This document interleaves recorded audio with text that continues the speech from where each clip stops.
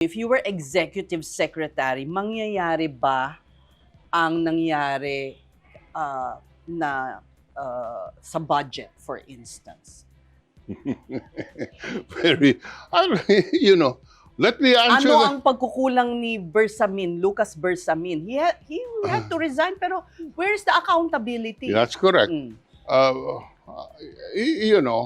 If I can claim little successes in my tenure as a public servant, it is the principle na kailangan tutukan mo. You must be on top of the situation. Because, there are, how many? 2 million bureaucrats? Did you comb over the budget when you were with President Cory as Executive Secretary?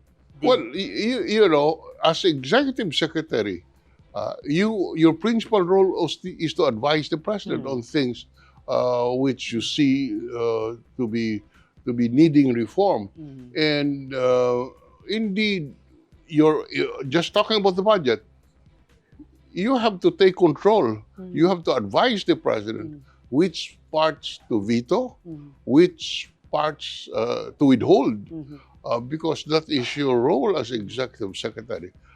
In this particular case, I do not know to what extent Secretary Bersamin exercised that power, or to what extent he was given that authority to go over the budget. But I recall you saying he did the President a disservice. Sorry? I recall you said before that may pagkukulang siya.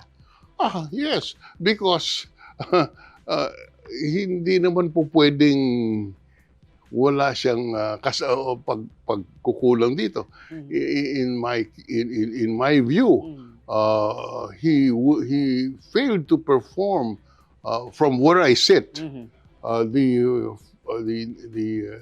function of properly advising the President of which parts to veto, which parts to withhold, which budgets to withhold. Here, the Congress mangled the budget of the economic managers. And that is not correct. Iba na yung NEP, hindi na yung binigay nila, di ba? That's correct. The power to amend pertains to Congress. But in a political setting, well, the Executive Secretary should actively take the lead role and put the politicians in place, because politicians will be politicians, not only in the Philippines but anywhere else. They would try to please their constituents, but to what extent that pleasing the constituents would prejudice national welfare is something that you are obligated as Executive Secretary to look after in behalf of the President. And dito nagkulang sila. There are enough mechanisms. There is the Presidential Legislative Liaison Office. They should have utilized this agency strongly and supported the cabinet members and resist what the Congress was doing then. And it happened for 2 years. It happened for 2 years. And this is where I lay the blame on the office of the President, because they failed to monitor closely what was happening. So until it was too late, assuming that they were not part of it. Exactly. It could be that. It could be that. But we're not saying that, but that is in the realm of possibilities. Okay. If you were Justice Secretary, today, you held that position twice, no? Once Only. When Justice Secretary twice. Twice, yes. Because during President Ramos and also President Cory. What would you be worrying about, and what would you do?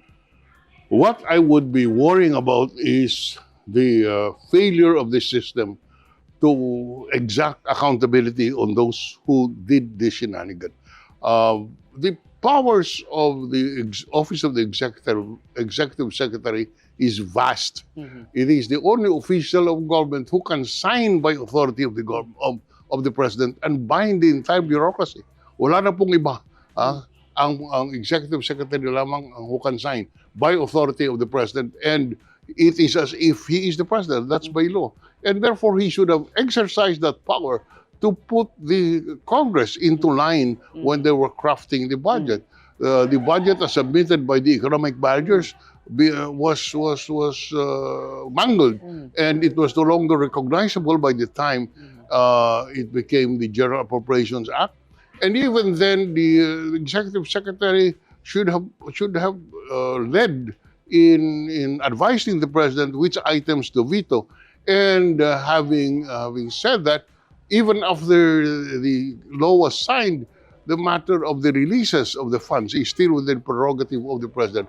And here we saw that really the releases were so anomalous that it could not have happened if the executive secretary exercised leadership.